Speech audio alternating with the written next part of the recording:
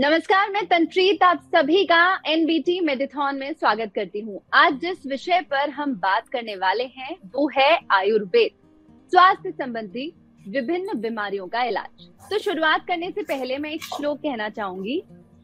स्वस्थस्य स्वास्थ्य रक्षणम आतुरस्य विकार प्रशमनम। इसका अर्थ है कि आयुर्वेद मौजूदा बीमारियों का इलाज करने के अलावा शरीर के समग्र स्वास्थ्य की भी रक्षा करता है। आयुर्वेद विश्व की सबसे पुरानी मेडिकल सिस्टम्स में से एक है, जिसका अर्थ है लंबे समय में स्वस्थ तरीके से जीने का ज्ञान।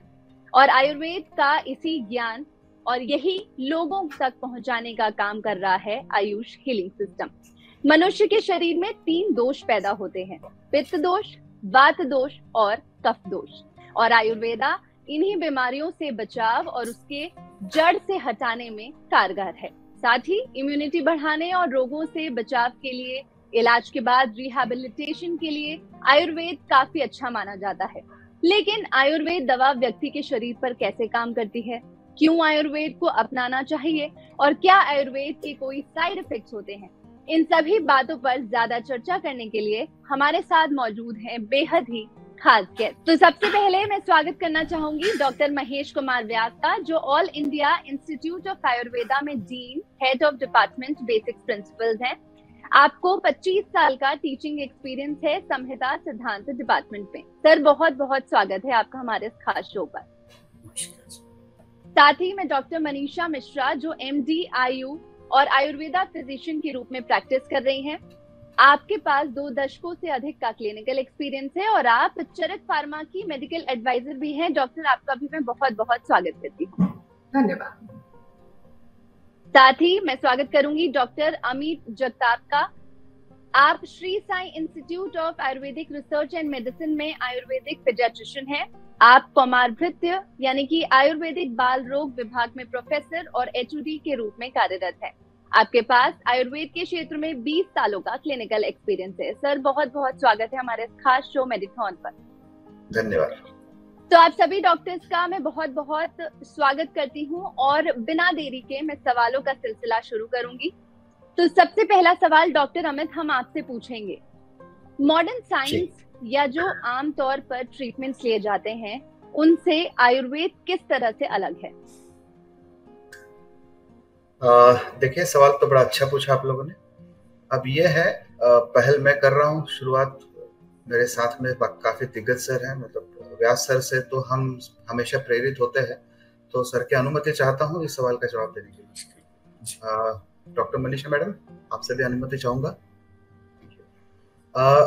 देखिए, 2 पैथी जो होती है आयुर्वेद और जिस तरह से आपने एलोपैथी की बात की, सो बेसिक डिफरेंस मैं जानता हूँ यह है कि एलोपैथी जो है ये एक जनरलाइज्ड साइंस है और आयुर्वेद की खासियत यह है कि ये ज्यादा व्यक्ति परिप्रेक्ष्य में होता है, ये ज्यादा इंडिविजुअलाइज होता है। तो आयुर्वेद में जब भी कोई दवाई के बारे में हम सोचते हैं या किसी भी व्यक्ति विशेष के बारे में सोचते हैं तो वो टेलर मेड थिंग ज्यादा है ना। जैसे उसी व्यक्ति के लिए दवाई के फॉर्मुलेशन क्या रहेगा, यह सोच जो है, यह विचार ज्यादा आता है। साथ साथ में दोनों साइंस में फर्क ये ज्यादा है कि आयुर्वेद जब भी दवाई के बारे में, बीमारी के बारे में सोचता है तो सिर्फ व्याधि और रुग्ण, इनके अलावा काल क्या चल रहा है, ऋतु कौन सा है, समय कौन सा है, ये सारी विशेषताएं जो होती है ना, ये एक साथ में जुड़ के हम लोग कोई एक संप्राप्ति के बारे में या कोई एक व्याधि के चिकित्सा के बारे में सोचते हैं। तो ये बेसिक एक डिफरेंस है। एक बड़ी डिफरेंस की बात अगर आपको बतानी है तो यही से हम शुरुआत कर सकते हैं। बिल्कुल, जैसे कि डॉक्टर अमित ने बहुत अच्छे से ये समझाया कि आयुर्वेद में क्या होता है और क्या फर्क होता है बाकी चीजों से। डॉक्टर मनीषा, बहुत चीजें होती हैं आयुर्वेदा को लेकर के, स्पेशली दिन में, रात में कब खाना चाहिए, किस तरीके से लेना चाहिए। तो आयुर्वेदा के अनुसार रात्रिचर्या क्या होती है और नींद के लिए किन चीजों को दिनचर्या में शामिल करना चाहिए?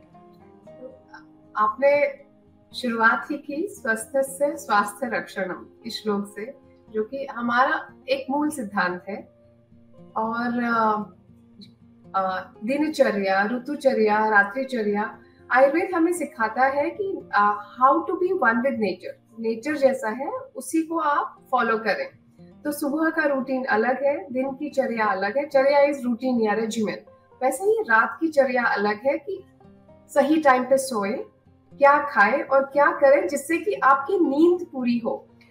अच्छा, आयु के 3 उपस्तंभ या 3 पिलर ऐसे हैं जिसकी वजह से हमारी जिंदगी अच्छी चलती है। एक है आहार विच इज फूड, दूसरा है निद्रा और तीसरा है ब्रह्मचर्य, जिसका मोटा मोटा अर्थ है कि आप अपने सेंसेस पे कंट्रोल करें।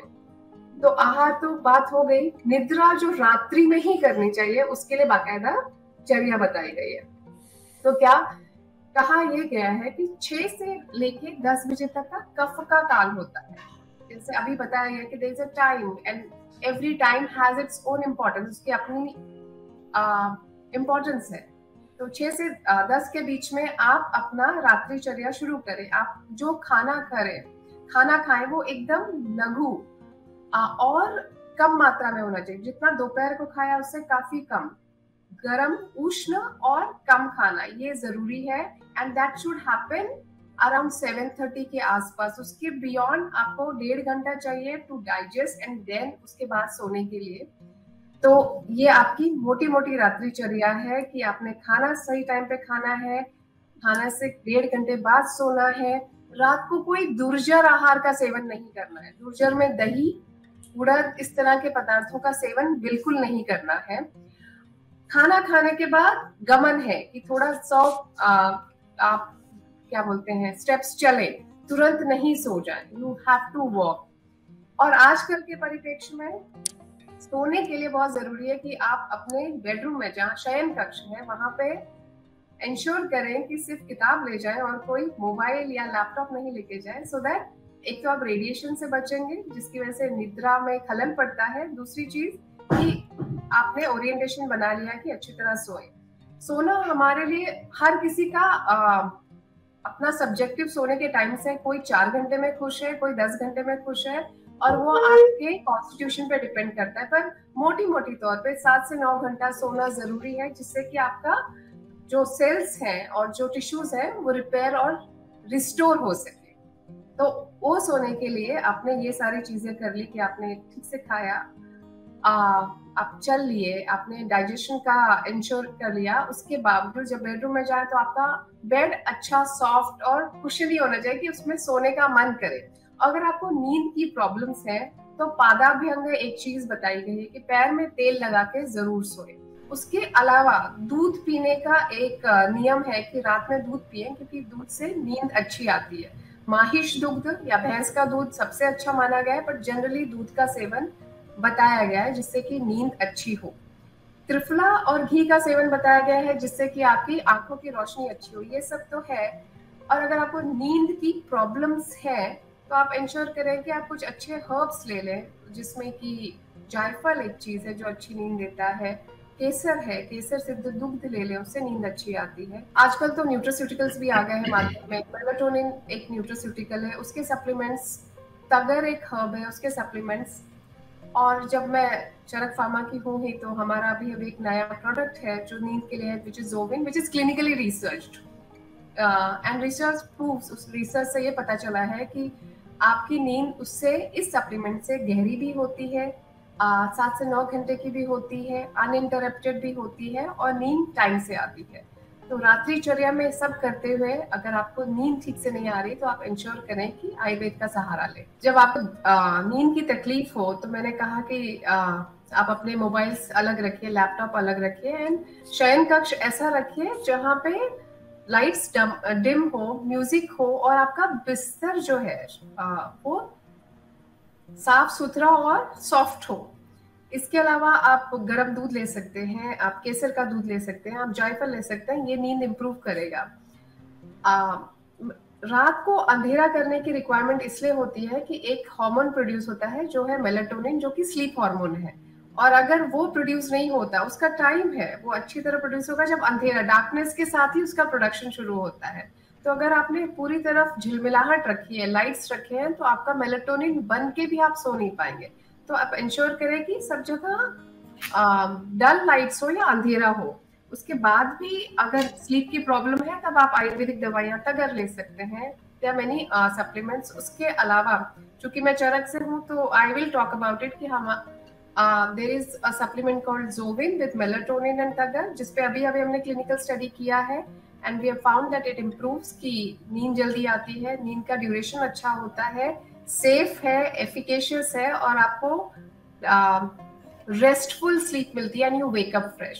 तो जिस तरीके से, जिस इलैबोरेटिव वे से डॉक्टर मनीषा ने हमें बताया कि रात्रिचर्या का ध्यान आप किस तरीके से रख सकते हैं ताकि आपकी जो दिनचर्या है वो अच्छी से बीते। डॉक्टर महेश, जैसे डाइट की बात हो रही थी और खाने पीने की बात हो रही थी कि अगर वो सही रहेगा तभी बाकी चीजें सही रहेंगी, तो आयुर्वेद में डाइट और न्यूट्रिशन का कॉन्सेप्ट क्या होता है? साथ ही अगर जो पानी पीते हैं, कोई किसी भी तरीके से पानी पी लेता है, तो पानी पीने से जुड़ी किन गाइडलाइंस के बारे में बताया गया? क्या कोई नियम होते हैं इसके? जी बिल्कुल, आयुर्वेद में डाइट को और लाइफस्टाइल को सबसे ज्यादा महत्व दिया गया है। और अभी जो 2 क्वेश्चन आपने पूछे थे डॉक्टर अमित जी ने, डॉक्टर मनीषा जी ने, उसमें इन दोनों चीजों का अपने आंसर में समावेश किया था।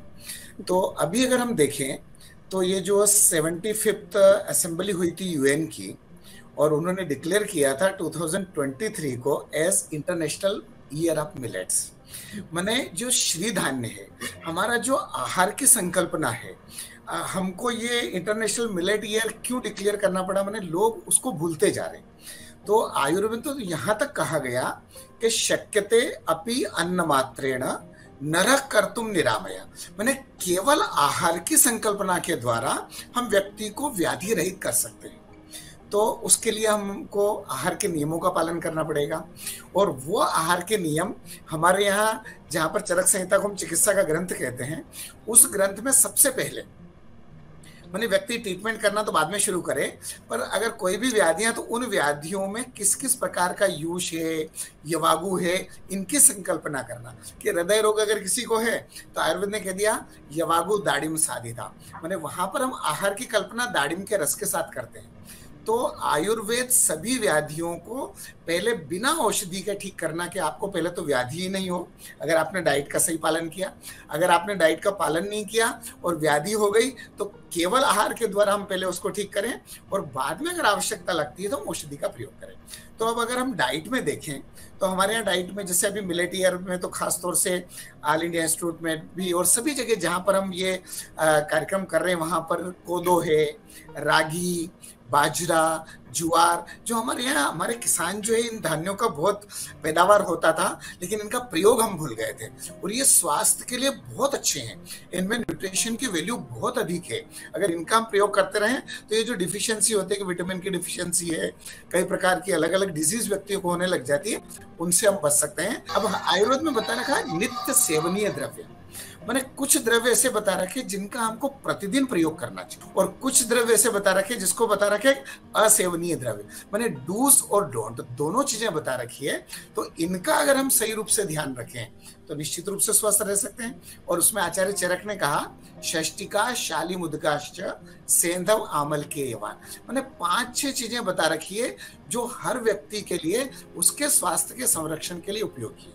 और कुछ चीजें बता रखी है कि जिनको सभी लोगों को प्राय कभी कभी बाई चांस यूज करना चाहिए, लगातार उपयोग नहीं करना चाहिए। जो हम अगर देखें कि हमारे यहाँ डाइट की कल्पना की गई कि जिसमें फैट हो, प्रोटीन्स हो, मिनरल्स हो, विटामिन्स हो, कार्बोहाइड्रेट हो, आयुर्वेद में आज से 5000 वर्ष पूर्व जब हम इनका नामकरण नहीं कर पाए थे, इसको प्रोटीन कहते हैं या इसको फैट कहते हैं, उस समय उन्होंने कहा था कि हमारी डाइट में रोज ये चीजें होना चाहिए। तो हम कह सकते हैं आयुर्वेद बहुत वैज्ञानिक है, वैज्ञानिक क्या कहना चाहिए, साइंस है। और इस साइंस का अगर हम प्रयोग करते रहें तो न केवल हम अपने आप को, अपने परिवार को, अपितु पूरे विश्व को डाइट और लाइफस्टाइल के माध्यम से व्यक्ति को स्वस्थ रख सकते हैं। और कोरोना काल में, लास्ट एग्जांपल करके मेरी बात को पूरा करता हूँ, कोरोना काल में अगर आपने देखा हो तो पूरे विश्व में, आयुर्वेद वाला व्यक्ति नहीं, पूरे विश्व में कोई कोरोना के ऊपर अगर गाइडलाइन दे रहा था तो हर एक व्यक्ति को कह रहा था आप समय पर सोइए, माने लाइफस्टाइल हो गई। आप ताजा बना हुआ घर का भोजन करिए, ये डाइट हो गया, और डेली आप थोड़ा सा व्यायाम करिए। ये 3 सूत्र हर व्यक्ति ने दिए, और इन 3 सूत्रों से पूरा विश्व जिस व्याधि से परेशान था उसमें भी व्यक्तियों ने लाभ प्राप्त किया। तो निश्चित रूप से आयुर्वेद के जो सूत्र हैं वो आज भी उतने ही प्रासंगिक हैं, उपयोगी। डॉक्टर, ये बात तो हो गई डाइट की और उसके नियम कानून की। पानी को लेकर के क्या नियम कानून है? जी, आपने एक क्वेश्चन और पानी का किया था। देखिए, हमारे यहाँ पानी के 3 नियम बताए कि भोजन करने से पहले, क्योंकि कई चीजों के अलग अलग परिणाम होते हैं, कई बार हम औषधि के लिए प्रयोग कर लेते हैं। अगर भोजन से पूर्व अगर पानी पीते हैं व्यक्ति तो कृष्णता को उत्पन्न करता है। जिनको थोड़ा सा वेट कम करना है वो प्रारंभ में पानी पी सकते हैं। जिनको बिल्कुल स्वस्थ रहना है, न वेट कम करना है न वेट बढ़ाना है, वो भोजन के बीच में थोड़ी थोड़ी मात्रा में पानी पिए। और जिनको मोटापा अगर बढ़ाना है तो भोजन के अंत में पानी पिए। इसलिए आयुर्वेद ने कहा है कि भोजनांते विषप्रदम, भोजन के बाद में पानी पीना मैंने कुछ समय के बाद पीना चाहिए। और उसके लिए 3 चीजें बताई कि प्रातः उठने के बाद में निशांते च पिबेत वारी, सुबह उठ करके जल पीना सबसे ज्यादा प्रशस्त है। रात्रि को, जैसा कि अभी डॉक्टर मनीषा जी ने बताया था, रात्रि को दुग्ध का सेवन। तो वासरांते पिबेत पयः, मैंने दिन जब खत्म होता मैंने सोते समय पर अपने को जो दूध लेना चाहिए। और उसी प्रकार से भोजन के अंत में जो है भोजनांते पिबेत तक्रम, मतलब लिक्विड लेना है तो बटर मिल्क जो है वो भोजन के लास्ट में ज्यादा अच्छी है। पर पानी के लिए एक कोटेशन आचार्य चरक ने बहुत अच्छा कहा। उन्होंने बोला है कि मुहुर मुहुर पिबेत वारी भूरी भूरी, मैंने थोड़ी थोड़ी मात्रा में पानी पीना चाहिए। अधिक मात्रा में पानी पीने से अग्निमांद्य होता है और पाचन का जो हमारा जो प्रक्रिया है वो बाधित होती है। तो केवल जल को कब और कितनी मात्रा में लेना, इस नियम का भी अगर हम ध्यान रखें तो हम व्यक्ति को स्वस्थ रख सकते हैं। बिल्कुल। तो पानी के कितने नियम हो सकते हैं, ये मुझे लगता है कि बहुत कम ऐसे लोग होंगे जिन्हें प्रॉपर तरीका कोई पता होगा। डॉक्टर मनीषा, जब आप रात्रिचर्या की बात कर रही थी तो मेरे मन में एक और सवाल आ रहा था, तो मैंने सोचा आपसे अब पूछ ही लूं। जैसे जब ट्रीटमेंट्स की बात करते हैं हम, जब आपके पास कोई पेशेंट आता होगा और आप उन्हें बताते हैं कि आप ये दवा लें या इन चीजों का उपयोग करें, तो पेशेंट के मन में सबसे पहला सवाल आता होगा इसके साइड इफेक्ट्स क्या होंगे। और अक्सर ये सिर्फ आयुर्वेदा के साथ नहीं, बहुत जितनी भी मेडिसिन हम यूज करते हैं उनके साथ आता है। तो क्या आयुर्वेदिक ट्रीटमेंट जो चल रहा हो उसके कुछ ऐसे डूज एंड डोंट्स हैं जो आप बताते हैं साथ में? तो आयुर्वेद, जब कोई व्याधिग्रस्त इंसान हमारे पास आता है तो हम जब दवा देते हैं तो पथ्य और अपथ्य, डूज एंड डोंट्स पार्ट है हमारे प्रिस्क्रिप्शन का। सिर्फ दवाई आपको एक चीज को लिमिट कर सकते हैं, पर अगर आप उसका पूरा ओवरऑल चीजें, जैसे उन्होंने कहा, अभी डॉक्टर व्यास कह रहे थे कि लाइफस्टाइल, तो डूज एंड डोंट्स में खाना पीना के साथ लाइफस्टाइल भी आती है। और वो व्याधि परिपेक्ष में है कि अगर आपको एसिडिटी है वो भी, उसके भी प्रकार है कि आपको द्रव युक्त है कि निद्रव है, जलन हो रही है कि उल्टी आ रही है, उसके हिसाब से मेरे pathya to do and apathya not to do बदलते रहते हैं। पर मोटा मोटा तौर पे जितने भी लोग हैं उनको हम कहते हैं कि आप आहार एकदम फ्रेश बनाया हुआ, गरम और लघु मात्रा में ले, मात्रा उतनी जिसमें पेट भर जाए और इतनी जगह रह जाए कि there is space for more. मतलब आपके यहाँ गले तक आकंठ कभी भी नहीं खाना है, पहली चीज खाने का वो नियम है, क्योंकि इतनी सारी चीजें हर चीज में बदलती है ना। और अगेन डॉक्टर अमित ने कहा था हर चीज सब्जेक्टिव होती है, तो मुझे उसका पूछना पड़ता है टोटल लाइफस्टाइल, उसके हिसाब से मैं चेंज करती हूँ। पर डूज एंड डोंट्स में मोटा मोटा कि आप खाना सही तरीके से खाएं, पानी आप बिल्कुल चिल्ड और फ्रिज का मैं सबको मना करती हूँ। एज एन आयुर्वेदिक डॉक्टर मैं खुद ठंडा पानी नहीं पीती, इसलिए क्योंकि it's a shock to my body, और उसके लिए उसकी वजह से आम, अग्नि, नींद सब में खलल पड़ता है। इसलिए मैं सबको कहती हूँ ठंडा, एकदम ठंडा पानी नहीं पिए। ये दूसरा पथ्य है। तीसरा मैं कहती हूँ लाइफस्टाइल। ज्यादातर लोग आजकल ऑफिस में काम करते हैं और काफी देर बैठे रहते हैं, तो हर 2 घंटे पे आप कुछ तो चलिए, मेक अ मूवमेंट या थोड़ा स्ट्रेच करिए जिससे कि सर्कुलेशन बढ़ता रहे। तो ये तीसरा पथ्य है। चौथा है, मैं सबको कहती हूँ कि सही समय पे सोए, बिकॉज आपका 1/3 ऑफ लाइफ आपकी नींद में जानी है और वो ही टाइम है जब आपका पूरा शरीर आपका रिपेयर होता है। तो अगर आपने वो सुख से नहीं ली तो आपको प्रॉब्लम होगी ही। तो ये 4 मोटे मोटे हैं। और साइड इफेक्ट्स हर चीज के होते हैं। अगर आप दवाई ले रहे हैं तो आयुर्वेद हो या कोई भी पैथी हो, साइड इफेक्ट होंगे। हमारे यहाँ तो ये भी कहा गया है कि जो 6 रस है, मधुर, अम्ल, लवण, कटु, तिक्त, कषाय, उसको भी सही तरीके से खाना है। अगर आपने उसको भी ज्यादा कर दिया तो वो व्याधि का कारक है। तो जब हम एक एक रस के साइड इफेक्ट बता सकते हैं, तो हमारी औषधि अगर आपने सही तरीके से नहीं ली और सही चिकित्सक से नहीं ली, बिना सलाह के नहीं ली, तो आपको तकलीफ हो सकती। बिल्कुल डॉक्टर, आप तीनों आयुर्वेदिक डॉक्टर हैं और तीनों के पास जितना ज्ञान है, मुझे लगता है कि आपके पास जब पेशेंट आते होंगे तो आप खुद सोच में पड़ जाते होंगे कि इसे कितनी इन्फॉर्मेशन हमें देनी चाहिए, क्योंकि हर किसी के लिए आयुर्वेदा समझना इतना आसान नहीं है। डॉक्टर अमित, अगर आपके पास कोई पेशेंट आता है और आप उसे दवाइयाँ सजेस्ट करते हैं, तो सबसे पहले मुझे लगता है उसका सवाल यही होता होगा कि डॉक्टर ये दवा कितनी देर में असर करेगी। तो अगर मैं भी आपसे यही पूछूं कि आयुर्वेदिक दवाइयाँ कितनी देर में असर करती हैं या कितनी देर में असर दिखाना शुरू करती हैं, तो आप क्या जवाब देते हैं? देखिए, सवाल तो बड़ा प्रैक्टिकल है, क्योंकि पेशेंट जब आता है ना, तो पेशेंट हमेशा दो बातें हमेशा पूछता है। एक तो खास करके आयुर्वेद के जो चिकित्सक है उनको तो पूछता ही है। आप कोई भी चीजें अगर उनको बताते, जैसे मैडम ने अभी जो बताई, इतनी लंबी चौड़ी लिस्ट बता दी कि इतना उनको पत्थर पत्थर में बताना पड़ता है, ये करना पड़ता है। भले वो कुछ भी पूछे, कुछ भी वो समझे, पहले जरूर ये पूछेगा करना जरूरी है। तो पेशेंट का मन में हमेशा यही रहता है कि ये करना जरूरी रहता है।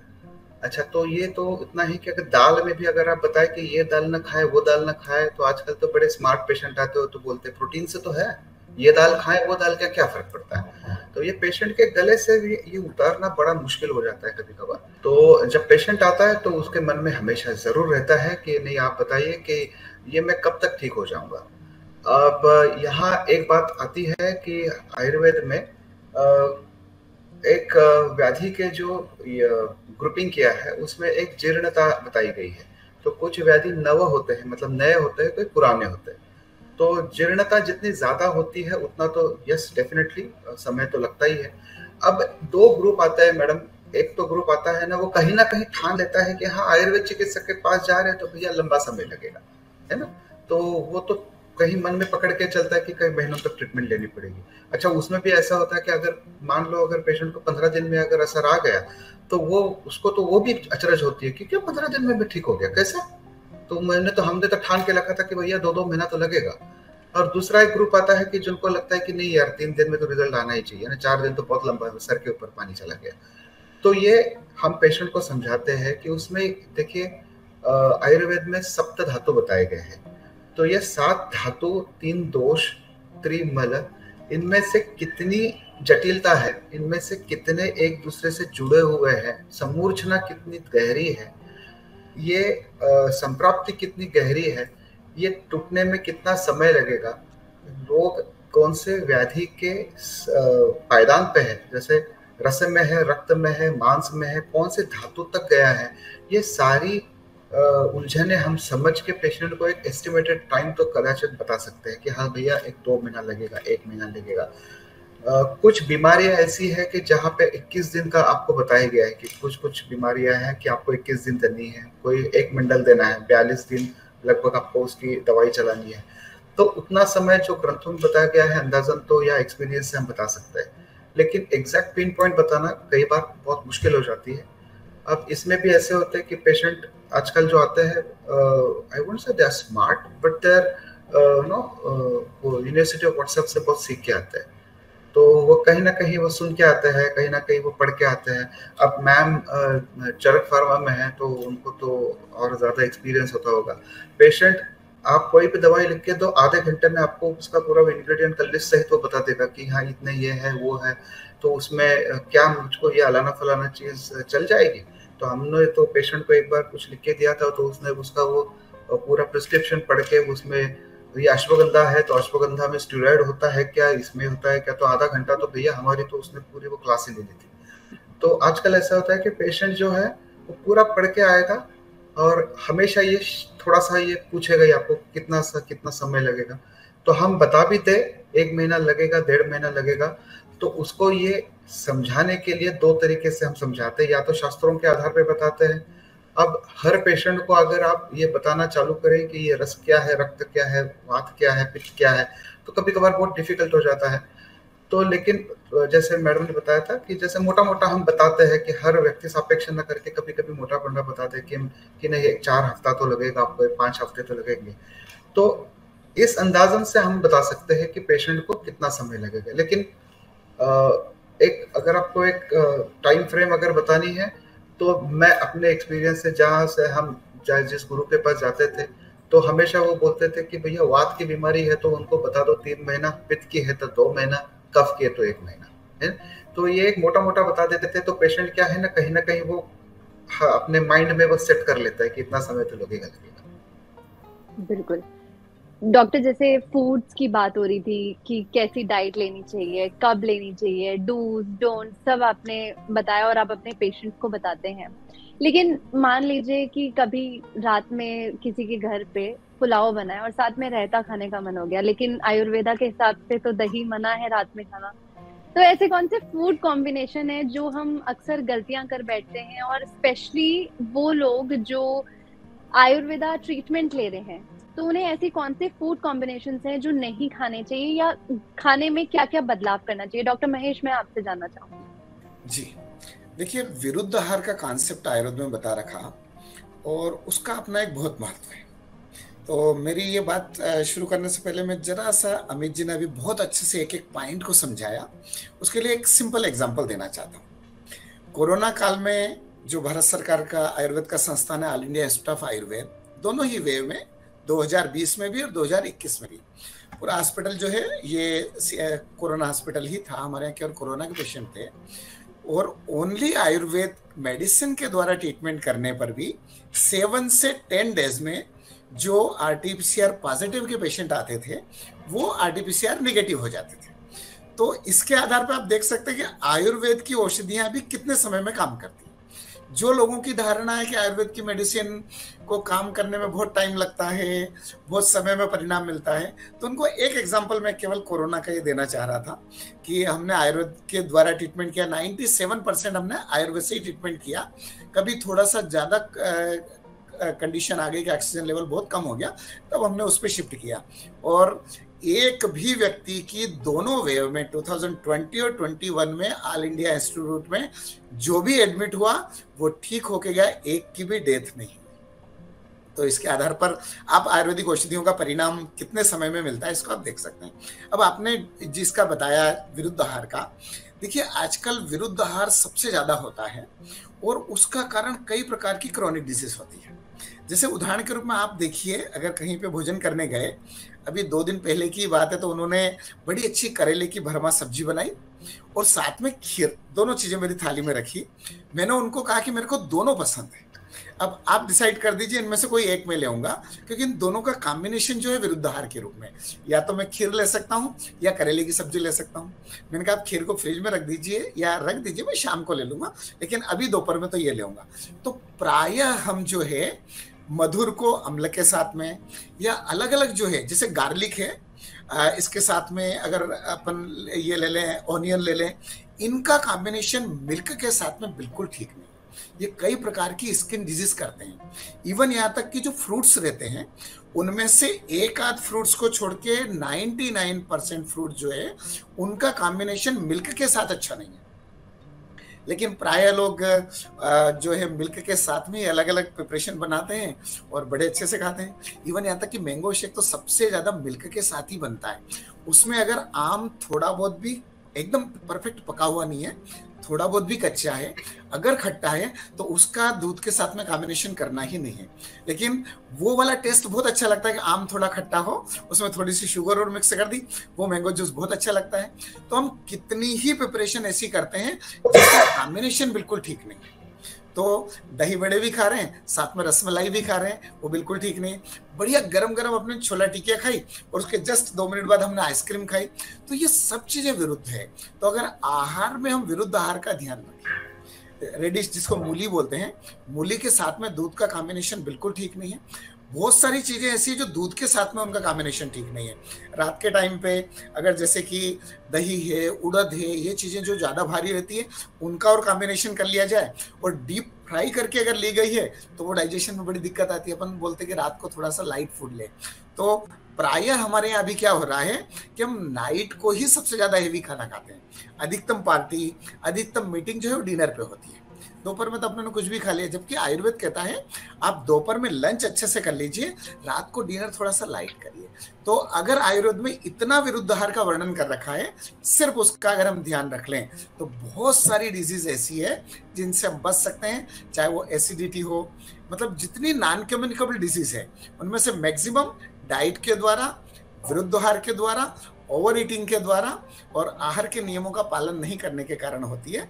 तो इसमें अगर हम जागरूकता रखें तो निश्चित रूप से समाज को स्वस्थ बना सकते हैं। डॉक्टर महेश ने बहुत अच्छे अच्छे फूड कॉम्बिनेशंस के अभी नाम लिए, मुझे लगता है हम सबके मुंह में पानी आ गया होगा। और ये भी मुझे लगता है कि पानी के साथ साथ क्या क्या नहीं खाना चाहिए, अगर आप पेशेंट्स को बताते होंगे तो वो बहुत ज्यादा वैसे ही डिसअपॉइंट हो जाते होंगे। तो डॉक्टर मनीषा, जैसे डॉक्टर महेश ने बताया कि ये फूड कॉम्बिनेशंस नहीं लेने चाहिए, आई एम श्योर कि इस वजह से इम्यूनिटी में बहुत ज्यादा फर्क पड़ता होगा, क्योंकि उल्टे सीधे कॉम्बिनेशन से इम्यूनिटी गिरती होगी। तो आयुर्वेदा क्या इम्यूनिटी भी बढ़ाता है या सिर्फ हीलिंग का काम करता है?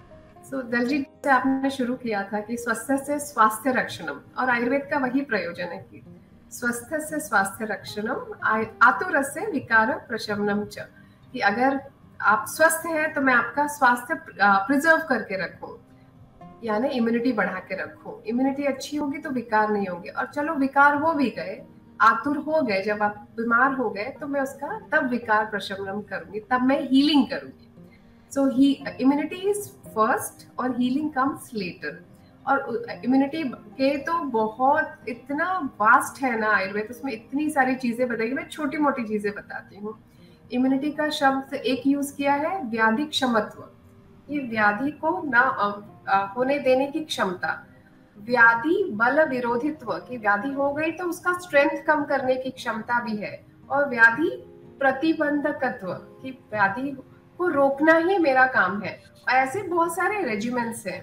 उसके अलावा इम्यूनिटी के लिए हम शब्द यूज करते हैं बल या स्ट्रेंथ। और स्ट्रेंथ कैसे आती है? जब आपका ये सब कुछ खाना पीना सब नियम हो, बड़े सुंदर रूल्स एंड रेगुलेशन में, बड़े आसान है फॉलो करना, हम उसको क्लिष्ट कर देते हैं। तो अगर आप वो सब फॉलो कर रहे हैं तो आपका बल अच्छा है। बल अच्छा है तो आपको बीमारी नहीं हो सकती, मतलब आपकी इम्यूनिटी स्ट्रांग है। और तीसरा है एक शब्द ओज। ओज मेरे सारा जितना मेरा नरिशमेंट है ना उसका सार है। हम कई बार शब्द यूज करते हैं कि हम उस ओजस्वी व्यक्ति से मिले, और हम उसको किसी किसी चीजों से जोड़ते हैं, और जनरली वो स्वास्थ्य से जोड़ते हैं। हम कहते हैं कि उसके फेस पे ओज है, विच इज बेसिकली कि आप इतने स्वस्थ हैं कि हर धातु इतना पुष्ट है कि आप दिखते हैं, आपके चेहरे पे वो झलकता है। और इन सब को ठीक करने के लिए कई रसायन द्रव्य हैं। रसायन का काम है कि यद जरा व्याधि नाशनम, कि जरा यानी एंटी एजिंग, बुढ़ापा नहीं आने दे, और व्याधि है तो व्याधि का नाश करे। और ऐसे बहुत सारे रसायन बताए गए हैं। आंवला है, गुड़ची है, त्रिफला है, ये सारे रसायन आमतौर पे लोगों को पता है। उसके अलावा और बड़े सारे हैं। आपका आचार रसायन है, नित्य रसायन में उन्होंने अभी डॉक्टर व्यास ने कहा कि घृत क्षीर का अभ्यास नित्य रसायन है, मतलब वो जरूरी है जिससे कि आपके शरीर की इम्यूनिटी बनी रहे। जब मैं इतनी सारी इम्यूनिटी की बातें कर रही हूँ, इम्यून सिस्टम एक बड़ा कॉम्प्लेक्स सा सिस्टम है, और उसको सुधारने के लिए जब मैं आंवला या त्रिफला या गुड़ची खाती हूँ तो वो कई तरीके से काम करता है। कि वो आपको एंटीऑक्सीडेंट्स भी देता है, वो आपका इन्फ्लेमेशन भी कम करता है, वो आपको स्ट्रेस को भी दूर रखता है, आपका बॉडी को नरिश करता है। और जब मैं इतनी सारी बातें बता रही हूँ तो एक प्रोडक्ट है मेरा, and I have to talk about it because we have done a clinical research on it. It's clinically tested immunity modulator, जहाँ पे we tested on healthy individuals versus a placebo, और हमने पाया कि इससे इम्यूनिटी भी बढ़ती है, एंटीऑक्सीडेंट शरीर के बढ़ते हैं, काफी सारे इन्फ्लेमेटरी मार्कर्स हैं जो इससे मॉड्यूलेट होते हैं। आईएफएन गामा, सिर्फ साइंटिफिक नाम ले रही हूँ, आईएफएन गामा है, इंटरल्यूकिन 10 है, तो इनको बैलेंस करने का काम करता है, साथ में स्ट्रेस कम करता है एंड ओवरऑल परसेप्शन की उनको बीमारी नहीं हुई। एंड ये हमने कोविड के टाइम किया था, व्यास सर तब से कोविड की बातें करें तो हमने कोविड के टाइम ये किया था एंड वी फाउंड जिन्होंने हमारी दवाई ली उनको कोविड नहीं हुआ था। सो ऐसे भी रिसर्च आयुर्वेद करता है। तो ऐसा नहीं है कि हम जब दवाइयाँ लाते हैं तो उन पे रिसर्च नहीं आता है, उनका रिजल्ट नहीं आता। हम क्लिनिकल स्टडीज करते हैं, हम जानते हैं कि वो सेफ है और इफेक्टिव है और तब हम चाहते हैं कि लोग उसको उपयोग करें और उसका फल पाए। तो ऐसे प्रोडक्ट्स भी हैं मार्केट में जिससे इम्यूनिटी बढ़ती है। और उसके बाद हीलिंग के लिए तो है ही, जब आप बीमार पड़ जाएं तो आपके लिए आयुर्वेदिक अस्पताल है, आप आइया जा सकते हैं, आप वहाँ के डॉक्टर से मिल सकते हैं, आप डॉक्टर अमित जगताप से मिल सकते हैं, तो विकार को तो दूर कर सकते हैं। पर ये जरूरी है कि हम अपनी इम्यूनिटी बनाए रखें कि ओवरऑल देश को भी उसका फायदा हो। The more healthy we are, the more profitable it is for everybody. बिल्कुल, इम्यूनिटी की बात हो रही है, ट्रीटमेंट्स की बात हो रही है। डॉक्टर महेश, आपने थोड़ी देर पहले एक जिक्र किया था एक बात का कि कई बार ऐसी सिचुएशन आ जाती है कि आयुर्वेदा तो चल रहा होता है लेकिन किसी एक ऐसी कंडीशन में हमें चेंज करना पड़ता है, स्विच करना पड़ता है। तो कौन सी ऐसी मेडिकल कंडीशन आ जाती है जहां पर आयुर्वेद इलाज चल रहा हो लेकिन उसे रोक कर किसी और तरह का ट्रीटमेंट रेफर किया जाता है? आयुर्वेदिक जो डॉक्टर होते हैं किस कंडीशन में पेशेंट को ऐसे अन्य ट्रीटमेंट लेने की सलाह देते हैं? देखिए, ऐसा है मैडम कि आयुर्वेद में प्रायः सभी व्याधियों का उपचार बता रखा है, लेकिन कोई भी जो पैथी वो अपने आप में परिपूर्ण नहीं होती है। कहीं ना कहीं हमको आवश्यकता लगती है दूसरी पैथी की भी, और उस कंडीशन में हम यहाँ पर भी ऑल इंडिया इंस्टीट्यूट में भी हमारे यहाँ पेशेंट रहते हैं, तो उसके लिए हमको जब रिफ़र करना पड़ता है तो पेशेंट को हम रिफ़र भी करते हैं। कुछ व्याधि की कंडीशन ऐसी रहती है जहाँ पर हमको उनको दूसरी जगह रिफ़र भी करना पड़ता है, दूसरी पैथी में रिफ़र करना पड़ता है। वैसे आयुर्वेद में प्रायः सभी व्याधियों का ट्रीटमेंट बता रखा है, पर कई बार क्या होता है कि व्यक्ति जैसे कैंसर का पेशेंट है, हमारे कैंसर का इंटीग्रेटिव कैंसर सेंटर है ऑल इंडिया इंस्टीट्यूट में, जिसका एम्स के साथ में MOU है, और दूसरा कैंसर इंस्टीट्यूट है उनके साथ में भी हमारा MOU है। पर कई बार पेशेंट उस कंडीशन में आता है कि जब डिक्लेयर कर देता है कि बस अब इनको घर ले जाइए, सेवा करिए, तो उस कंडीशन में जब हमारे पास में भी कुछ नहीं होता है तब उनको कहते हैं कि नहीं भाई आप वहां जाकर के ट्रीटमेंट कराइए। तो अगर हम शुरू में प्रारंभ में अगर व्यक्ति को सही टाइम पे, समय का उसका मेन वो रहता है, आयुर्वेद में कहा गया काले च आरभते कर्म यत्तत् साधयति ध्रुवम।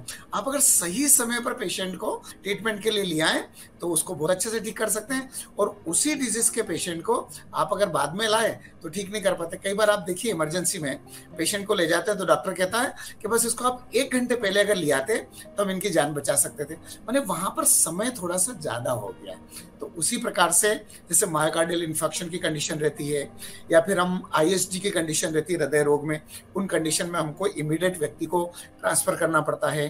कई बार एक्सीडेंटल कंडीशन रहती है जिसमें ब्लड लॉस बहुत ज्यादा हो गया है और उसमें सबसे पहला ट्रीटमेंट BT ही करना है, तो उस कंडीशन में भी हमको उनको रिफर करना पड़ता है। स्ट्रोक की कंडीशन रहती है जिसमें पैरालिसिस हो जाता है, तो उस कंडीशन में भी इमीडिएट हमको कई बार रिफर करना पड़ता है, और उसके बाद में आयुर्वेद के ट्रीटमेंट से वो बहुत अच्छे व्यक्ति हो जाता है। जैसे सेरिब्रल पाल्सी की कंडीशन रहती है तो आयुर्वेद में उसका बहुत अच्छा ट्रीटमेंट है, बहुत अच्छा रिजल्ट है। तो कहने का अभिप्राय है कि हमारा उद्देश्य रहता है कि व्यक्ति कंप्लीट ठीक हो, चाहे जहां पर जिस पैथी की आवश्यकता हो। तो हमारा किसी पैथी से कोई वो नहीं है। और अभी तो भारत सरकार तो एक वो करने जा रही, 1 नेशन 1 थेरेपी, मैंने एक ही अम्ब्रेला के नीचे सभी चिकित्सा पद्धतियां हो, और जिसकी जो स्ट्रेंथ है कि ये चीज आयुर्वेद से बहुत अच्छे से ठीक हो सकती है उस पेशेंट को वहां पर भेजा जाए, जो चीज एलोपैथी से बहुत जल्दी ठीक हो सकती है उसको वहां पर भेजा जाए। तो हमारा उद्देश्य मुख्य रूप से व्यक्ति जल्दी से ठीक हो, और उसके लिए जिस भी पैथी की हमको आवश्यकता लगती है उसका हम प्रॉपर प्रयोग करते हैं। एक बात लास्ट में, अभी जो मनीषा जी ने आहार की और उसकी बहुत बात कही थी, और बहुत अच्छे से उन्होंने एक एक पॉइंट को साइंटिफिक वे में समझाया था, क्योंकि उनके यहाँ रिसर्च वगैरह और सब होती है। आहार का एक बात मैं कहना चाहूंगा कि कोरोना काल में पूरा सब कुछ बंद था, मतलब मार्केट बंद, सब कुछ लॉकडाउन, मतलब व्यक्ति चाह करके भी अगर बाहर होटल में खाना खाने जाए तो जा नहीं सकता था क्योंकि चालू नहीं था। और जब हमने हॉस्पिटल ओपन किए तब 50% पेशेंट हमारे हॉस्पिटल में से जीआई ट्रैक्ट के, इंडाइजेशन के, एब्डोमिनल डिसऑर्डर वाले बिल्कुल गायब थे। तो हम लोगों ने एक दिन मीटिंग करी इंस्टीट्यूशन में कि ये इन डिजीज के पेशेंट क्यों नहीं है। तब हम कंक्लूजन पे पहुंचे कि मजबूरन जब पूरा मार्केट बंद था और व्यक्ति ने घर का ताजा बना हुआ खाना खाया तो 40% डिजीज के पेशेंट आना बंद हो गए। मैंने आहार का कितना महत्व है कि अगर हम प्रॉपर घर का बना हुआ ताजा खाना खाएं तो हॉस्पिटल में जो भीड़ है उसको 40% कम कर सकते हैं। बिल्कुल, ये बात तो आपने डॉक्टर महेश बिल्कुल एकदम सही बात करी। और कोरोना में हमने ये चीज बिल्कुल देखी थी, लेकिन लोग उसे फॉलो करना थोड़ा सा डालम डोल कर जाते हैं कि इसमें कि फॉलो करना है या नहीं करना है।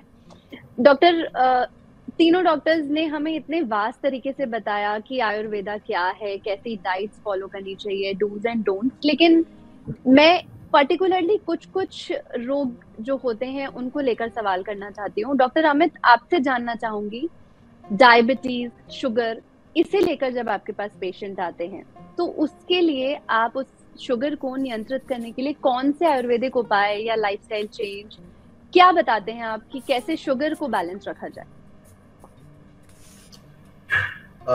जैसे आपके सवाल में आपने पूछा था कि कैसे लाइफस्टाइल चेंज किया जाए, तो हम सब जानते हैं कि ये लाइफस्टाइल डिसऑर्डर ही है। आयुर्वेद में भी अष्टों महागध में बताया गया है 8 जो ऐसे रोग हैं कि जो बहुत बड़े हैं ट्रीटमेंट करने के लिए। तो उनमें एक प्रमेह, मतलब उसमें आप डायबिटीज का अंतर्भाव कर सकते हैं, उसका उन्होंने इंक्लूजन किया है। तो डेफिनेटली शुगर कंट्रोल करना ये एक बात हो गई, ये एक पार्ट हो गया गेम का, है ना। तो सबसे पहली मेहनत हमको करनी पड़ती है, पेशेंट की एक सोच होती है, वो सोच को तोड़ने का एक पहला काम होता है। जैसे मैं 1 मिनट सिर्फ पहले, I will just go back विस्तार में जाने से पहले, जैसे मनीषा मैडम ने जो ये इम्यूनिटी के बारे में जब बात किए थे, तो मैडम ने बहुत अच्छे से बताया था। क्योंकि मेरा विभाग जो है, या मेरा जो पहले से थोड़ा सा बाल रोग में हूँ, तो इम्यूनिटी की शुरुआत जो होती है वो बहुत पहले से, बाल्यावस्था से ही चालू करनी होती है। तो आप बचपन से लेकर देखिए, इम्यूनिटी क्या होती है, इम्यूनिटी जादू की छड़ी है नहीं कि यूं घुमाई और तुरंत इम्यूनिटी बढ़ गई। आप किस तरह से खाते हो, क्या सोचते हो, ये हर बात धीरे धीरे उसके अंतर्गत में उसमें हो जाती है। तो ये सोच जो होती है डायबिटीज के पेशेंट की, तो ये सोच बहुत जरूरी होती है कि डायबिटीज वाला पेशेंट जो होता है ना, वो कतिपय समय ये समझ के आता है कि हाँ चलो यार, आज थोड़ा सा मैं स्वीट खा लिया तो मैं एक आधी गोली अपने मन से वो एक आधी गोली में ज्यादा खा लूंगा तो क्या हो जाएगा, तो शुगर तो बैलेंस हो जाएगी। तो कहीं ना कहीं पेशेंट को ये हम समझाते हैं कि भैया आज के दिन वो एक शुगर की मात्रा कंट्रोल में लाने से आप ये मत सोचिए कि मैं बाजी जीत गया, है ना। आपको यह सोचना चाहिए कि कैसे हम इस तरह से लाइफस्टाइल को मैनेज करें कि आगे मुझको किसी भी बैसाखी की सहारे की जरूरत न पड़े, भले वो कोई दवाई हो, दवाई आखिर दवाई होती है। तो अगर आप चरक संहिता में अगर हम देखें तो वहां पे बहुत ज्यादा जो विस्तार से बताया गया है वो विहार बताया गया है, वो पथ्य के बारे में बताया गया है। मेडिसिन के जो चंद मेडिसिन है, तो आयुर्वेद भी यह चाहता है कि आप जब बीमारियों के, या जब प्रमेह, मधुमेह जैसे, डायबिटीज जैसे बीमारियों से लड़ रहे हो, तो आपकी ज्यादा जो एनर्जी है वो आपके लाइफस्टाइल मैनेजमेंट में ही जाना चाहिए। आपकी ज्यादा से ज्यादा एनर्जी है वो आपके पथ्य में ही जाने चाहिए, और कम से कम आप बीमारियों के बारे में सोचेंगे। तो आप कैसे मैनेज करेंगे? तो सबसे पहली बात जो होती है, तो वो तो पेशेंट को हमको मोटिवेट करना होता है कि भैया आपके जीवन में 360 डिग्री चेंज आना चाहिए। पूरा जो घुमाव जो है वो घुमाव आना चाहिए। आप जो कर रहे हो, डेफिनेटली आपके अगर खाने से, या आपके सोचने की वजह से, या आपकी नींद कम होने की वजह से अगर आपकी शुगर बढ़ रही है, तो आप इन सब से आपको पूरा जो है वो चेंज होना ही पड़ेगा। तो ये चेंज में लाने के लिए उनको पहले क्या करना पड़ेगा? तो पहले तो उनको थोड़ा सा खान पान में उनको अपना जो है इन्वेस्टमेंट करना पड़ेगा कि हाँ, आपको ये अलाना चीजें नहीं चलेगी। व्यास सर ने जो बताया था मिलेट्स के बारे में, आप अगर थोड़ा सा भारतवर्ष का इतिहास देखेंगे तो पहले भारतवर्ष में मिलेट्स ही खाए जाते थे। ये गेहूं का प्रचलन जो है वो बहुत बाद में आया है, बहुत मतलब वो इंट्रोड्यूस भी हुआ साउथ वेस्ट एशिया। अगर आप इतिहास पढ़ोगे, साउथ वेस्ट एशिया से आर्यंस जब आए थे तो उन्होंने अपने साथ लाया था। जो भारत में जो पैदावार जो होती थी वो मिलेट्स की ही होती थी। तो आप थोड़ा सा अगर ये भी देखेंगे कि आज भारत जो है वो बन गया है, डायबिटीज का कैपिटल बन गया है। तो ये क्यों हुआ? तो ये धीरे धीरे धीरे हम लोगों ने ये जो मिलेट से, या हम लोग जो पहले वाले जो खान पान करते थे उससे हम लोगों ने मुंह में फेर लिया है, और जो नए नए जो खाद्य पदार्थ आए उनसे हम लोगों ने बिल्कुल यारी दोस्ती कर ली है। तो आज जैसे मैं आपको बताऊं, जब मैं छोटा था तो हमारे मुंबई में मैं पढ़ा बड़ा हूँ, मैकडोनल्ड्स की जब पहली शॉप आई थी तो हम लोग सिर्फ देखने के लिए गए थे कि मैकडोनल्ड्स होता क्या है यार, बर्गर क्या होती है। तो हम लोग जब देखे थे तो दाम देख के और बाकी उसका वो चकाचौंध देख के सोचा था ये चलेगा नहीं यार, एक 2 महीने तो बंद हो जाएगा, क्योंकि इतना कौन खाएगा इतना महंगा वाला। तो यहाँ तक अब नौबत आ गई कि पेशेंट की सोच आपको पूरी तरह से बदलनी है कि आपको खाने पीने में क्या चाहिए। आप अगर किसी शादी ब्याह में या किसी फंक्शन में जाएंगे तो आपको शुरुआत में तो आपको मतलब आप नेशनल इंटीग्रेशन जो है ना, that is more in our plate than in our heart. तो हम लोग बहुत बारे में इंटीग्रेशन के बारे में बात करते हैं, लेकिन वो जो होता है वो आपको खाने में ही ज़्यादा आपको इंटीग्रेशन मिलता है, बाकी आपको कहीं नहीं मिलेगा। तो शुरुआत करेंगे, आप किसी भी शादी में जाएंगे आपको चाइनीज़ मिलेगा, अलाना फलाना चीज़ें, सारी चीज़ें मिलेंगी। तो ये हम कहना चाहते थे कि हम जो मूल जो अपना भारतीय खाना है, जो भारतीय संस्कार है, भारतीय आहार विहार के बारे में जो आयुर्वेद में बताया गया है, अगर रोज़ाना ज़िंदगी में फॉलो करें तो ये टैग बिल्कुल, ये धब्बा जो है, ये टैग भी नहीं है, धब्बा जो हमारे भारत में लग गया है कि हम पूरे डायबिटीज का कैपिटल बन गए, इससे हम जरूर बाहर आ सकते हैं। तो पेशेंट को हम लोग जो बताते हैं तो पहले उसको बताते हैं कि यार आपको जो है आपकी लाइफस्टाइल चेंज करनी है। लाइफस्टाइल के बारे में जब आप बात करेंगे तो आपका सिर्फ खान पान नहीं आएगा, आप कितने बजे सोते हो, कितने बजे उठते हो, आप दिन में कितना एक्सरसाइज करते हो, ये सारी चीजें इस दायरे में आ जाएंगी। आपकी सोच भी इसमें आ जाएंगी, क्योंकि स्ट्रेस इंड्यूस्ड डायबिटीज से बहुत बड़ी समस्या आती है। तो ये सारी चीज़ें हम लोग बताते हैं। तो उसमें छोटे छोटे कुछ आयुर्वेद में जो नुस्खे बताए गए हैं, तो उसमें इंडियन गूसबेरी, आंवला, जो अभी मैडम ने जो बताया था कि ये इम्यूनिटी के लिए बहुत बड़ा वरदान है। आयुर्वेद में तो अभय अमल की तो बहुत बड़ी क्या उपलब्धि है। अमल की के ऊपर अध्याय है, अमल की तो बहुत बड़ा अमृता बताया जाता है उसमें। तो आंवले के अलग अलग योग है, आंवले के अलग अलग हम लोग थोड़ा सा धात्री निशा करके एक सिंपल सा योग आता है जिसमें हल्दी और आंवला ये एक साथ में जोड़ के पेशेंट को हम लोग अलग अलग तरीके से बताते हैं। वो क्या होता है ना, हम पेशेंट को जितना अच्छे से प्रेजेंटेबल करके नहीं बताएंगे, पेशेंट को जितना रुचि नहीं आएगा खाने में, वो इतना पेशेंट तैयार नहीं होता।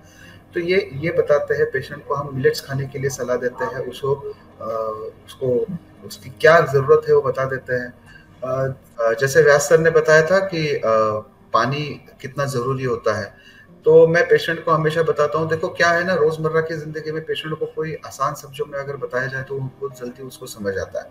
तो हम तो हमेशा बताए थे कि पानी कितना पीना है, तो आप ये ध्यान रखिएगा, कहीं कहीं गलत उटपटांग सुन के कितना ही लीटर पानी पीना है उतना ही लीटर पानी पीना है, ये बहकावे में आने से पहले आप इतना जरूर सोच लीजिएगा कि आपका शरीर क्या कहता है। अगर शरीर कह रहा है कि नहीं मुझे प्यास लगी है, मुझे पानी पीना है, तो भले 2 घूंट पानी की प्यास हो जरूर पी लीजिएगा, क्योंकि कितना चाहिए ये शरीर आपको पहले बताएगा, कोई बाहर से बताने की कोई जरूरत नहीं है। दूसरा, जब हम पानी के बारे में बात कर रहे हैं, हम डायबिटीज के बारे में जो बता रहे थे, देखिए डायबिटीज ये ऐसी बीमारी है जहाँ पे शरीर के 80% जो पानी का जो पार्ट है वो भी कहीं ना कहीं विशेट हो जाता है, वो कहीं ना कहीं दुष्ट हो जाता है। तो इसीलिए दैट इज द रीजन इतना 80% जो कंपोनेंट अगर खराब हो जाता है बॉडी का तो महागद हो जाता है, वो बहुत बड़ी बीमारी हो जाती है। तो प्रमेह की जो व्याख्या जो है, प्रकर्षण मेहति इति प्रमेह, जिसमें हमेशा जो पानी वाला जो तरल पदार्थ है शरीर का, जो क्लेद है, जो मूत्र है, जो स्वेद है, जो रस है, जो बहने वाला पदार्थ है, वो कहीं ना कहीं वहां पे दुष्टि हो जाती है जो पानी से संबंधित है। तो मधुमेह की अगर डायबिटीज के बारे में जब बात करेंगे तो उसमें पानी का महत्व बहुत अधिक आता है। तो आप लक्षणों में भी देखेंगे तो उसमें हाइपरपेक्सिया होती है, पेशेंट को प्यास भी बहुत ज्यादा लगती है, पेशेंट को स्वेदन बहुत होता है, मतलब पसीना बहुत ज्यादा बहता है। तो कहीं ना कहीं पानी की समस्या पेशेंट को होती है। तो ऐसे में संस्कारित जल करने का आयुर्वेद में एक बताया गया है कि जल संस्कारित होना चाहिए। तो संस्कारित मतलब ऐसा होना चाहिए, एक तो उसमें पानी उबाल के पीने की ही उसमें सलाह दी जाती है। तो उसमें भी ऐसा होता है कि आप 1/4 कर रहे हो, आधा कर रहे हो, एक अष्टमांश मतलब एक पार्ट का आठवां हिस्सा कर रहे हो, आप कितना उसको शेष कर रहे हो उसके अनुसार वो है अपने औषधि गुण बताता है। तो सर्वसाधारण पेशेंट को हम बताते हैं कि 1/4 अगर आप करते हो तो वो डायबिटीज में बहुत अच्छा काम करता है। जैसे मैडम ने बताया गया था कि ठंडा पानी बिल्कुल नहीं पीना चाहिए, डायबिटीज में तो वो श्राप है, जहर है। आपको तो डायबिटीज में ठंडा पानी ठंडे से आपको नहीं करना चाहिए, because that gives a shock to the body, it's a metabolic disorder, metabolism पूरा जो है वो नीचे झूम डाउन पे आ जाता है। तो ये है। और बहुत पेशेंट को मोटिवेट करना होता है कि आपको बहुत एक्सरसाइज करनी पड़ती है, एक्टिव एक्सरसाइजेज जो होती है वो एक्टिव एक्सरसाइजेज होनी है। 2 वर्ड है मैडम, एक मधुमेह बोलते हैं हम और एक वर्ड है जिसको मेहनत बोलते हैं। मेह ये जो कॉमन वर्ड है उसमें पसीना या पानी ज्यादा होता है, तो मधुमेह करना कम करना है तो मेहनत ज्यादा आपको करनी पड़ेगी। आप जितनी ज्यादा मेहनत करोगे उतनी ज्यादा मधुमेह आपका कम हो जाएगा। तो पसीना बहना है, साथ साथ में आपको एक दिन आप रखो जिस दिन आपको सिर्फ योगा मेडिटेशन करना है। योग ध्यान धारणा से, मेडिटेशन से आपका स्ट्रेस कम होगा और वो भी स्ट्रेस इंड्यूस्ड डायबिटीज में आपकी बड़ी सहायता करेगा। डॉक्टर अमित, आपने बहुत ही अच्छे तरीके से समझाया कि मधुमेह अगर किसी को है, डायबिटीज है, तो आयुर्वेदा में उसका क्या इलाज है और आप कैसे नियम को फॉलो कर सकते हैं। मॉडर्न लाइफस्टाइल है और साथ ही मॉडर्न लाइफस्टाइल में जब ये ट्रेडिशनल चीज आयुर्वेदा आती है तो थोड़े से तो अप्स एंड डाउन्स आते ही हैं। डॉक्टर मनीषा, आज की जो मॉडर्न लाइफस्टाइल है इसमें शुगर तो है ही, लेकिन पेट से संबंधित बीमारियां बहुत ज्यादा कॉमन है। तो अपच से लेकर कब्ज, ये सारी जो बीमारियां हैं, जो बड़ी समस्याएं हैं, इसे आयुर्वेद में कैसे ठीक किया जा सकता है? आयुर्वेद अपार्ट फ्रॉम इम्यूनिटी मतलब स्वास्थ्य रक्षणम, एक और चीज बहुत महत्व की मानता है, वो अग्नि की। अग्नि मूलम बलम पुंसाम, मतलब अग्नि ही आपका बल है। वही अगर अग्नि अच्छी होगी तो आपकी जिंदगी अच्छी चल रही है। एंड वो अग्नि सिर्फ पाचन शक्ति नहीं है, वो आपकी मेटाबॉलिक फायर भी है। हम टोटल अग्नि को मानते हैं कि आपका मेटाबॉलिज्म अच्छा चल रहा है। अब जब डाइजेशन की बात करते हैं तो हम पाचक अग्नि की, जिसको हम जठराग्नि बोल लीजिए, जिसकी वजह से आपको भूख लगती है, आप खाना पचा पाते हैं और आगे उसको बॉडी एसिमुलेट करता है। अब इतने सारे कारण हमने गिन लिए हैं जिसके कारण अभी डॉक्टर व्यास ने कहा कि कोविड के दौरान जब लोग बाहर नहीं खा रहे थे तो 40% डाइजेस्टिव इश्यूज रिजॉल्व।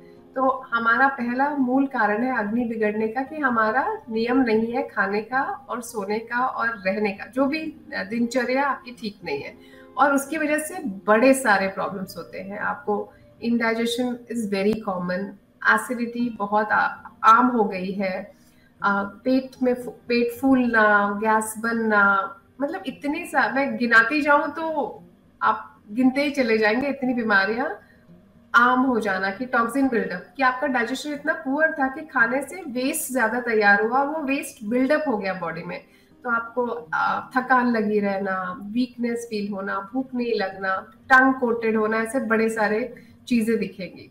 तो पहले तो समझ लें कि आपकी अग्नि कब अच्छी है, कब आप अच्छे डाइजेशन में है कि आपको भूख सही टाइम पे लगे। आपका जब उद्गार आता है, जब डकार आती है तो वो फ्रेश है, ऐसे खाने की डकार नहीं है कि मैंने दोपहर को समोसा खाया तो और शाम को मुझे उसकी डकार है, मतलब कि मेरा अग्नि अच्छा नहीं है। तीसरा, आपके शरीर में उत्साह हो, उत्साह और एनर्जी इज अ साइन कि आपकी अग्नि अच्छी है, आपका डाइजेस्टिव सिस्टम एकदम बढ़िया काम कर रहा है। उत्सर्ग, मल और मूत्र का उत्सर्ग सही टाइम पे हो रहा है तो आपकी अग्नि अच्छी है। और शरीर लाइट, हम कहते हैं ना आज मुझे भारीपन लग रहा है, अगर ये भारीपन रोज लग रहा है और आपको सुबह सुबह अपने शरीर को ड्रैग करके बाहर निकालना है काम के लिए, दैट मीन्स कि आपका अग्नि अच्छा नहीं है। तो ये सारी चीजें करेक्ट करने के लिए बहुत छोटी छोटी चीजें हैं करने के लिए, कि आप ब्रेकफास्ट ऐसा नहीं करें कि उसी के सहारे पूरा दिन निकले, बहुत हल्का लघु आहार हो आपका सुबह ब्रेकफास्ट में। लंच आपका बढ़िया, सबसे बड़ा मील आपका लंच हो और एकदम फ्रूगल चीज आपकी डिनर हो। ये 3 चीजें। आपका आहार षडरस प्रधान हो, मतलब सारे 6 रस जो आयुर्वेद में बताए गए हैं, मधुर, अम्ल, लवण, कटु, तिक्त, कषाय, इनका बैलेंस होना आपके आहार में जरूरी है। आपका आहार गर्म होना चाहिए, उसमें अच्छे फैट्स होने चाहिए, घी होना ही चाहिए आहार में। घी रसायन है और हम बचते बचते अपने आप को बहुत सारी बीमारियों से जोड़ लेते हैं। तो ये सारी बेसिक खाने की चीजें। खाने के तुरंत बाद ना सोए। बहुत आदत होती है लोगों को कि महिलाएं स्पेशली जो घर में रहती हैं कि खाने के बाद 1 घंटे की नींद लेना जरूरी है। आप 15 मिनट 20 मिनट की झपकी ले लें पर आप सोए नहीं, वो भी आपकी अग्नि को दूषित करता है और आपको तकलीफ होती है। तो करेक्शन करना है अपना डाइजेशन, तो ये करें। और एक कहा गया है कि सुबह पानी पिए, पर वो भी 2 लीटर ना पिए। आपको अष्ट अंजुलि बोला गया, आपकी गर्म कोसा पानी उतना ही जितने आपकी प्यास बुझा सके, वो भी सुबह 8 बजे नहीं, 6:30 के पहले। आपका वो टाइम सेट होना चाहिए कि आप पानी, तो हमको लगता है हम सब हेल्दी कर रहे हैं पर गलत तरीके से कर रहे हैं। जैसे कहा गया कि पानी सही तरीके से पिए, खाने के पहले, खाने के बाद या खाने के बीच में, वो करेक्ट कर ले। और अगर आपको बार बार तकलीफ रहती है तो अदरक, खाने के पहले अदरक का रस और थोड़ा शहद ले ले तो आपका भूख, अच्छा जो भी खाएंगे वो अच्छी तरह पचेगा। फ्रूट्स और ये सब मिक्स करके नहीं खाएं। ये तो आई थिंक सब बातें हो चुकी हैं। तो अग्नि को इम्प्रूव करने के लिए जरूरी है कि आपके शरीर पूरा ये आहार का नियम हो और स्पाइसेस हो आपके खाने में, अजवाइन हो, जीरा हो, ये सब पाचक अग्नि बढ़ाने वाले काम करते हैं। और सबसे अच्छा अदरक। मैं सबको बोलती हूँ अगर आपको भूख पहले और बाद में नहीं लग रही, थोड़ा सा अदरक या सौंठ मुंह में रखिए और यू विल फील बेटर। तो ये सिंपल चीजें हैं जो आप कर सकते हैं जिससे कि आपका डाइजेशन अच्छा बना रहे। और खाने के बाद व्यायाम ना करें। लोग इसी में अपनी अग्नि और दूषित करते हैं। लोग क्या करते हैं, खा के जाते हैं व्यायाम करने, वो भी ना करें। ये सब वर्ज्य है खाना खाने के बाद। तो बाकी तो चीजें करेक्ट करने के लिए हम लोग बैठे हैं। बिल्कुल। तो डॉक्टर, जिस तरीके से हमने अपच की बात की, कॉन्स्टिपेशन की बात की, हमने शुगर की बात की, लाइफस्टाइल में ये सारी चीजें कितनी जरूरी है। डॉक्टर महेश, आपसे थोड़ा सा मैं इंट्रिकेट क्वेश्चन पूछना चाहूंगी किडनी स्टोन को लेकर स्पेसिफिकली। काफी लोग होते हैं जिन्हें किडनी स्टोन्स के लिए आयुर्वेद का सहारा लेना पड़ता है। तो क्या किडनी में पथरी जो हो जाती है तो उसका इलाज आयुर्वेद से संभव है, या फिर ऐसा पॉसिबल है कि ये आयुर्वेद के बाद आप इसे स्विच करवाते हैं? तो अगर ऐसा इलाज होता है आयुर्वेद में किडनी स्टोन का, तो क्या ये परमानेंट होता है? देखिए, ऐसा है कि किडनी स्टोन जो है, कई बार पेशेंट आते हैं, उसमें डिपेंड करता है स्टोन की साइज के ऊपर। कई बार प्रारंभ में आते हैं जिसमें साइज बिल्कुल छोटी है। आयुर्वेद में कई औषधियां हैं जिनका हम प्रयोग करते हैं और वो बिल्कुल जो है वो स्टोन वो हो जाता है। बाद में फिर टेस्ट करके देखते हैं सोनोग्राफी में तो पता लगता है कि स्टोन बिल्कुल नहीं है। तो और उसके साथ में क्या, केवल व्यक्ति अगर मेडिसिन शुरू कर दे और मेडिसिन के साथ में उसकी डाइट में जो चीज़ें स्टोन को और बढ़ाती है वो अगर कंटिन्यू रहेगी तो भी वहाँ पर परिणाम नहीं मिलता है। तो जैसा कि अभी मनीषा जी ने बताया था, डाइट का पूरा ध्यान सभी व्याधियों में मेन कारण है। तो किडनी स्टोन के लिए भी हम बहुत सारी जो है वो डाइट के लिए उनको रिस्ट्रिक्शन करते हैं। पानी बराबर मात्रा में पीते रहे। कई लोग पानी की कम क्वांटिटी लेते हैं, जितनी प्यास लग रही, मतलब कम से कम जितनी प्यास लग रही उतना पानी तो उनको पीते ही रहना चाहिए। और उसके साथ में कुछ डाइट में से जैसे मिल्क प्रोडक्ट है, पनीर आदि बनी हुई चीज़ें हैं, इनको हम थोड़ा सा अवॉइड करवाते हैं कि इनको उस काल में थोड़ा सा सेवन कम करें। कई जगह जो हार्ड वाटर रहता है लोग उनका सेवन बहुत ज़्यादा करते हैं, प्रयोग ज़्यादा करते हैं, तो उनको उससे बचने के लिए बोलते हैं। तो 2 चीज़ें हैं, एक तो जिसके द्वारा स्टोन होता है उसको थोड़ा सा स्टॉप करना, माने निदान का परिवर्तन करना, और दूसरा औषधि का प्रयोग करना। तो आयुर्वेदिक औषधि के द्वारा किडनी स्टोन को भी, गाल ब्लैडर स्टोन को भी, ब्लैडर स्टोन को भी, ये जो स्टोन है इनको हम बिल्कुल निश्चित रूप से औषधि के द्वारा ठीक कर सकते हैं। पर कंडीशन वो है, मल्टीपल बहुत ज़्यादा अगर स्टोन है और उनकी साइज बहुत ज़्यादा बड़ी है तो उस कंडीशन में कई बार मेडिसिन देने पर भी ब्लीडिंग होने की पॉसिबिलिटी रहती है, पेन ज़्यादा बढ़ने की पॉसिबिलिटी रहती है। तो वैसी कंडीशन में हम भी उनको कहते हैं कि इसको ऑपरेशन के द्वारा ही आपको करिए, अदरवाइज आयुर्वेदिक चिकित्सा से उनको ठीक कर सकते हैं। पर मेरा उनको एक बात ये कहना है कि ये कंडीशन ही नहीं आए उसके लिए पहले से अपनी डाइट का ध्यान रखें, प्रॉपर पानी वगैरह का ध्यान रखें। खाने पीने में कई बार जो बच्चे रहते हैं ना, वो पानी बहुत कम पीते हैं। खाना खाया उसके बाद थोड़ा सा एक आध घुट पानी ले लिया, दिन भर में उनके पानी की क्वांटिटी एक आध गिलास की रहती है। तो हमारे यहाँ कहा गया कि जितनी आवश्यकता, प्यास लग रही है उतना पानी तो पीते ही रहना चाहिए। अभी अमित जी ने बहुत अच्छी बात कही थी कि हमको ये नहीं कि सुबह उठ करके 2 लीटर पानी पी लेना है। अधिक मात्रा में पानी पीना भी बिल्कुल ठीक नहीं है, लेकिन जितनी आवश्यकता है ऋतु के मान से, वय के मान से, व्यक्ति जिस प्रकार का कार्य कर रहा है उस मान से उन चीजों का अगर ध्यान रखें तो किडनी को स्वस्थ रख सकते हैं। और हमारी अगर किडनी स्वस्थ है तो निश्चित रूप से पूरा शरीर स्वस्थ रहेगा। जैसे कुछ डिजीज होती है, डायबिटीज आदि, उनमें किडनी के ऊपर विशेष इफेक्ट पड़ता है। तो उन कंडीशन में भी हम डाइट से, लाइफ स्टाइल से, हमारे पानी की उनसे, जूस वगैरह लेने से, इन चीजों के द्वारा उसको स्वस्थ रख सकते हैं। और आयुर्वेद में कुछ औषधियां बता रखी है, उन औषधियों का प्रयोग चिकित्सक के परामर्श के द्वारा ही लेना चाहिए। उन में जो विशेष रूप से हम, जैसे कि अगर कई बार कहते हैं कि आहार में भी अगर देख लें तो जो बीज वाली चीजें रहती हैं, जो सीड वाली जो चीजें रहती है, साइट्रस फूड जो रहते हैं, या संस्कारित जल जो रहते हैं, इनका प्रयोग हम करते हैं। कई प्रकार के जल को हम औषधि के द्वारा सिद्ध करते हैं, उनका प्रयोग करके भी इनसे बच सकते हैं। धान्य माने धनिया जो रहता है ना, उसका जो पानक है, उसका जो हिम बनाते हैं।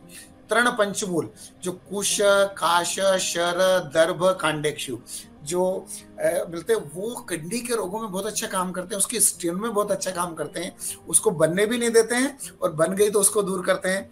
उसी प्रकार से गुरु आहार का प्रयोग नहीं करें। जो हेवी डाइट जो पचने में रहती है उनका ध्यान रखें, अपनी किडनी का ध्यान रखें। अगर हम किडनी को स्वस्थ रखते हैं तो इस प्रकार के स्टोन वगैरह और इनसे, आहार से और अपनी लाइफ स्टाइल से हम बच सकते हैं। बिल्कुल। तो जिस तरीके से हमने इतनी अलग अलग बीमारियों को किस तरीके से आयुर्वेद में ट्रीट कर सकते हैं ये जाना, आखिरी सवाल की तरफ बढ़ेंगे और अमित जी से जानेंगे कि क्या बच्चों को, सर जैसे आप बाल रोग विशेषज्ञ हैं, तो बच्चों को भी क्या आयुर्वेदिक ट्रीटमेंट दिया जा सकता है, या इस ट्रीटमेंट की कोई एज लिमिट होती है कि इसी एज से ये आयुर्वेदा जो है वो शुरू होता है? कोई एज लिमिट नहीं होती मैडम, वो तो आयुर्वेद में तो सुवर्ण प्राशन बताया गया है, वो तो बच्चे के जन्म से ही चालू हो जाता है। मैं सिर्फ एक सर ने जो अभी जो अश्मरी के बारे में बता रहे थे, सर से मैं आपकी अनुमति चाहता हूँ, एक चीज सिर्फ मैं जोड़ना चाहता हूँ उसमें। कई बार जैसे हमारे एक्सपीरियंस में भी आया है, ग्रंथों में एक वर्णन है कि क्योंकि ये समस्या जो होती है ना, आमतौर पे प्रैक्टिशनर से आम जनता में बहुत कॉमनली मिलती है, यूरिनरी कैलकुलस की। ये यूरिनरी कैलकुलस में हमने पाया है कि आयुर्वेद में बताया गया है कि ये उपद्रव स्वरूप होता है। जैसे अगर एनोरेक्टल डिसीज है, किसी पेशेंट को अर्श है या किसी पेशेंट को पाइल्स की बीमारी है, तो उसके उपद्रव स्वरूप में अश्मरी का मिलना बहुत कॉमनली होता है। तो जैसे अर्श के उपद्रव में तो बताया गया कि अश्मरी होती है, तो मतलब जो पेशाब की जो पथरी होती है वो वहाँ पे मिलते हैं। तो हम लोग, मतलब मैं सिर्फ इतना बताना चाहता हूँ कि अगर पेशाब की पथरी के अगर हम इलाज कर रहे हैं तो कहीं ना कहीं जब तक हम उसके मूल कारण का उपाय नहीं करेंगे तब तक वो वैसे ही बने रहेगा। तो कतिपय पेशेंट में हम तो पूछते भी है कि आपको कहीं पहले हुआ है क्या है, तो मेरे पास डाटा है कि एटलीस्ट 72% का मेरे पास में हाँ करके जवाब आता है कि हाँ, हम इसका इलाज चल रहा है या मोस्ट रिसेंटली इसका इलाज हमारा हो चुका है। तो ये एक बात पेशेंट के प्रैक्टिकल में बहुत जरूरी होती है कि अगर एनोरेक्टल डिसीज है तो उसमें पथरी होने की संभावना बहुत ज्यादा बनती है। Now getting back to the question, yes, अब उसमें ऐसा कोई ये नहीं है कि आप इसके यही एज से चालू कर सकते हैं, ये एज से चालू कर सकते हैं, ऐसा नहीं है। आप आयुर्वेद का इंट्रोडक्शन जो है, या तो हम तो एक हमारे भोपाल के कॉलेज में हम लोग एक पहल करते हैं। हमारे कॉलेज में पेशेंट को शुरू से ही आयुर्वेद से जोड़ने का प्रयास करते हैं।